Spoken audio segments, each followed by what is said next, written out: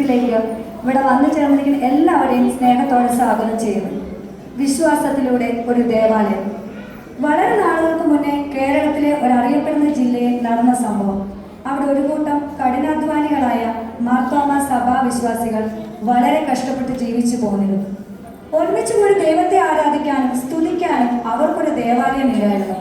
ഒരു പള്ളി പണിക എന്നത് അവരുടെ സ്വപ്നമായിരുന്നു. എത്ര കഷ്ടപ്പെട്ടിട്ടും അവർക്ക് അതിനുള്ള പണം ഉണ്ടാക്കാൻ കഴിഞ്ഞില്ല. സീൻ 1. ഞായറാഴ്ച ദിവസങ്ങളിൽ വിശ്വാസികളെല്ലാം ആരാധനയ്ക്കായി തൊട്ടടുത്തുള്ള സ്കൂൾ അനുവദിച്ചു കൊടുത്തിരുന്ന ഹാളിൽ ഒരുമിച്ച് കൂടി വന്നിരുന്നു. ഒരു ഞായറാഴ്ചയിലെ ആരാധന മധ്യത്തിലേക്ക് പരസ്പരം കൈകോർത്ത് പിടിച്ച് നമ്മുടെ പള്ളിപണിക്ക് വേണ്ടി നമുക്ക് വിശ്വാസത്തോടുകൂടി ഒരുമിച്ച് പ്രാർത്ഥിക്കാം. ദൈവമായ കർത്താവെ, ഒരുമയോടെ കൈകോർത്ത് കർത്താവ് നിന്റെ സന്നിധിയിലേക്ക് ഞങ്ങൾ കടന്നു വരുന്നു. ഒരു ദേവാലയം ഞങ്ങളുടെ സ്വപ്നവും ആഗ്രഹവും നിന്റെ ദർശനവുമാകുന്നല്ലോ. അത് നിറവേറ്റുവാനുള്ള കൃപ ഒരുക്കി തരണമേ. ആമേൻ. തൊട്ടടുത്ത ജില്ലയിലെ MLAയുടെ PA വർക്കിച്ചൻ ഇതേ ഇടവക അംഗമായിരുന്നു. ആരാധനയ്ക്ക് ശേഷം അച്ഛനും വർക്കിച്ചനും കൂടെ സംസാരിക്കുന്നു. എന്തൊക്കെയുണ്ട് വിശേഷം? പള്ളിപണിയൊക്കെ എങ്ങനെ പോകുന്നു? എന്റെ വർക്കിച്ച എന്തോ പറയാനാ, പള്ളി പണിയാൻ പൈസയൊന്നും നമുക്ക് ശരിയാവുന്നില്ല. വർക്കിച്ചൻ എന്തെങ്കിലും ഒരു സഹായം ചെയ്യണേ. അച്ഛൻ എന്തെങ്കിലും വഴി കിട്ടിയാൽ ഞാൻ അറിയിക്കാം. വിഷമിക്കേണ്ട, എല്ലാത്തിനും ഒരു സമയം വെച്ചാൽ. സീൻ 2. ഈ ജില്ലയിലെ ഒട്ടുമിക്ക ആൾക്കാരും അവിടുത്തെ കശുവണ്ടി ഫാക്ടറി തൊഴിലാളികളായിരുന്നു. ജോലിക്കിടയിൽ വർക്കേഴ്സ് തമ്മിലുള്ള സംഭാഷണം.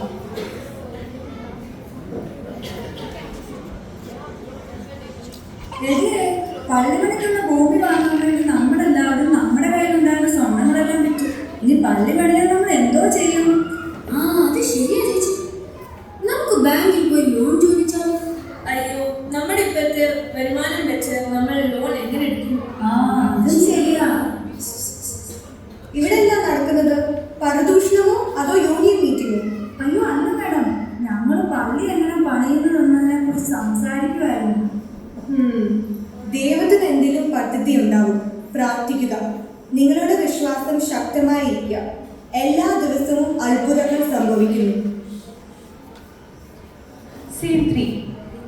ഇതേ സമയം അടുത്ത ജില്ലയിലെ MLA വിദേശത്ത് ക്യാൻസർ ട്രീറ്റ്മെന്റ് കഴിഞ്ഞ് സൗഖ്യം പ്രാപിച്ച് മടങ്ങിയെത്തുന്നു.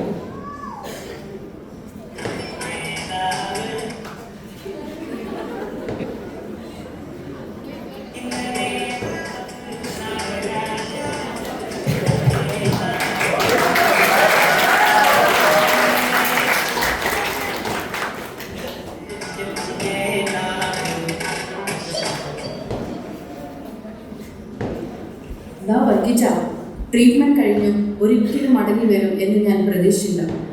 ഞാനിപ്പോൾ ഒരു പുതിയ മനുഷ്യനായതാ. എല്ലാത്തിനോടും ഞാൻ ദൈവത്തിനോട് കടപ്പെട്ടിരിക്കുന്നു. അതെ സാർ, അതൊരു അത്ഭുതമായിരുന്നു.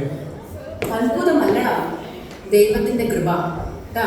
എനിക്ക് എന്തെങ്കിലും ദൈവത്തിന് വേണ്ടി ചെയ്യണം. ശരി സാർ. ഉച്ചമയക്കത്തിലായ MLAയുടെ സ്വപ്നത്തിലേക്ക്.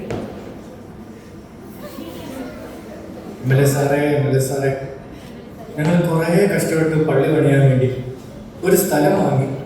പക്ഷെ പള്ളി പണിയാൻ ഞങ്ങളെ കൊണ്ട് ഒരു വഴിയും കാണുന്നില്ല. സാർ, ഞങ്ങൾ എങ്ങനെയും ഒന്ന് സഹായിക്കണേ.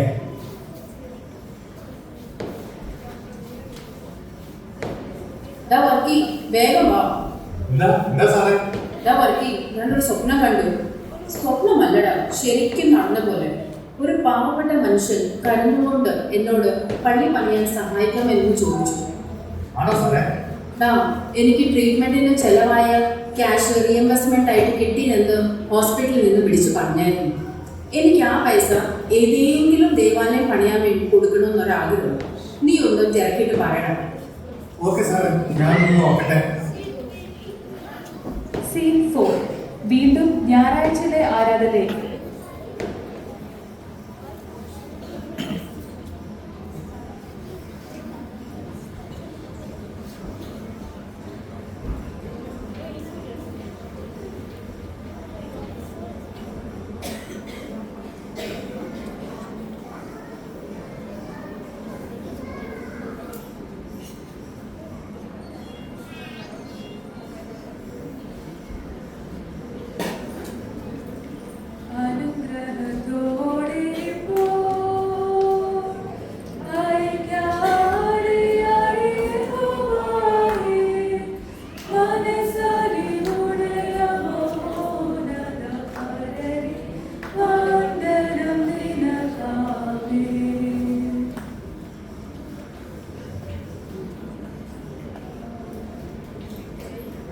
എല്ലാവരും സമാധാനത്താലേ പോകുകയും. ആരാധനയ്ക്ക് ശേഷം അച്ഛനെ കാത്തു നിൽക്കുന്ന വർക്കിച്ചനും കൂട്ടുകാരനും. അച്ഛാ അച്ഛാ, ഒരു സന്തോഷ വാർത്ത ഉണ്ട്. പള്ളി പണിയാൻ നമുക്കൊരു വഴി ദൈവം കാണിച്ചു തന്നു. എന്താ വർക്കി? എൻ്റെ MLAക്ക് ചികിത്സയ്ക്ക് ചിലവാക്കിയ പണം തിരിച്ചു തരും. അത് അദ്ദേഹത്തിന് ഏതെങ്കിലും ദേവാലയം പണിയാൻ കൊടുക്കണം. എന്നോട് അന്വേഷിക്കാൻ പറഞ്ഞായിരുന്നു. അപ്പോഴാണ് ഞാൻ അച്ഛൻ പറഞ്ഞ കാര്യം ഓർത്തത്. ആഹാ, ആണോ? എല്ലാം ദൈവത്തിന്റെ അനുഗ്രഹം. കരുതുന്നതിനായ ദൈവം നമ്മുടെ കൂടെ എപ്പോഴും ഉണ്ട്.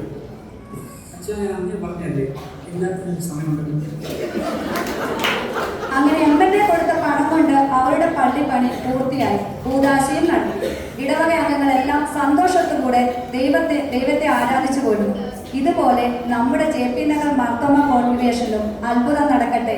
എത്രയും പെട്ടെന്ന് ഒരു ദേവാലയം പണിയാൻ ദൈവം നമ്മളെ അനുഗ്രഹിക്കട്ടെ എന്ന് പ്രാർത്ഥിച്ചുകൊണ്ട് ഈ ചെറിയ സ്കിറ്റ് ഇവിടെ അവസാനിപ്പിക്കും.